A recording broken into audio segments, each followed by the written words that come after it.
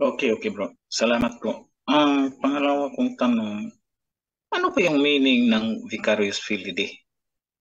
Kasi Vic, yun ang mga kung ano yun ang mga parang bang kung sa Bisaya papasumangil sa mga sulpot eh.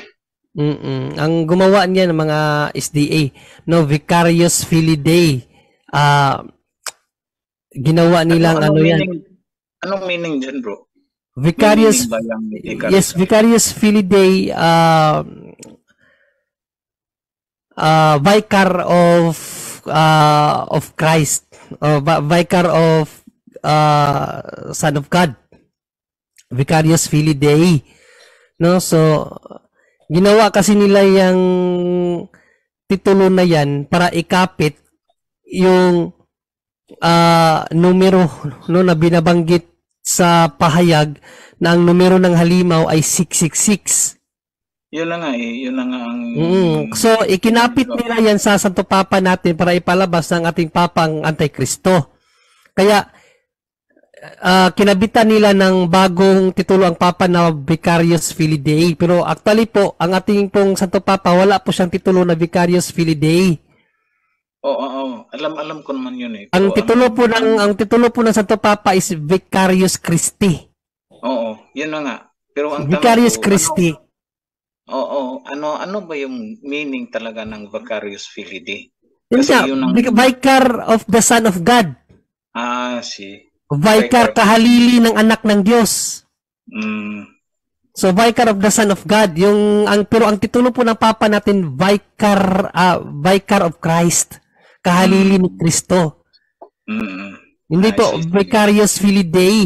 Ang ginawa kasi ng mga SDA, ginawa nila ng sariling titulo ang ating Papa para nga kumapit yung 666 kasi in Roman numerals, yun pong term na Vicarious Filii Dei, kung i-equivalent mo siya sa Roman numerals, tatakma ano po siya ano bang Tagalog ng ng tatakma ba yan, no? Mag-ano talaga siya sa 666. Po-point out siya sa 666 ang Vicarious Filii Dei. So yan ang ginagamit nila. Pero ang titulo po ng Papa is Vicarious Christi. O no, Vicar of Christ, hindi po Vicarious Filii Dei. Pero regardless po na halimbawa pagpalagay natin, accepting without admitting that one of the title of the Pope is Vicarious Filii Dei.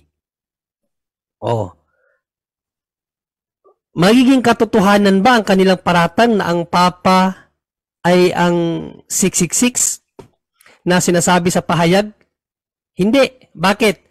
Ang sabi po ni Apostol na Juan sa kanya pong pahayag, talinuhan, no? Dahil ang numerong 666 ay tumutukoy sa pangalan ng tao.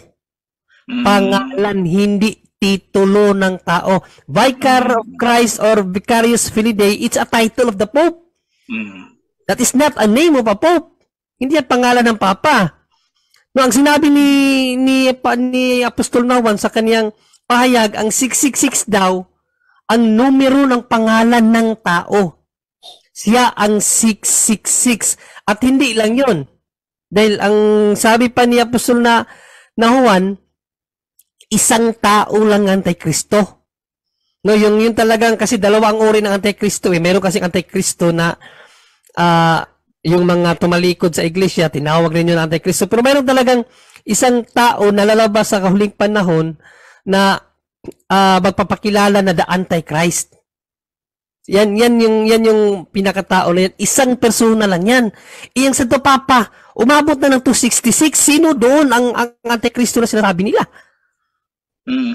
At ang isa pa sa sinabi pa ni Apostol Juan, ang Antikristo na ito ay hindi kikilalanin ang Diyos na kanyang Diyos sa langit.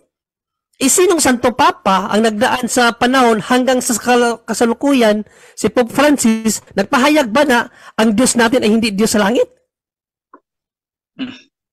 Yan ang karakteristik ng isang Antikristo sa padarating na panahon. Lahat ng magpapahayag patungkol sa Diyos Kristiyano man o hindi Kristiyano, basta't naniniwala sa Diyos, papatayin ng Antikristo na yan. Yan ang malinaw na sinabi ng Bible.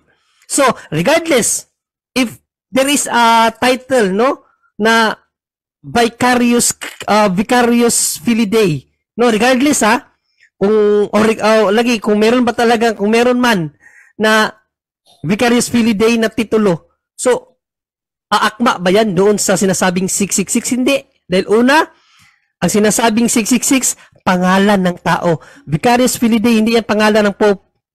That is a title. Pangalawa, isang tao lang ang tinatawag na Antikristo. Isang persona lang yan. Ang Papa, 266 na. Pangatlo, ang Antikristo na yan ay hindi magpapahayag patungkol sa Diyos. Bagkus papatayin, pupugutan ng ulo ng Antikristo na yan ang sino man tao, Kristiyano man o hindi, basta't naniniwala sa Diyos, pupugutan ng ulo ng Antikristo na yan, kapatid. Okay. Sige bro. Salamat bro. Yun lang ang tanong ko. Yeah, welcome bro. Salamat bro. So, ayan po. Thank you so much ng kapatid na Alan Mendiola.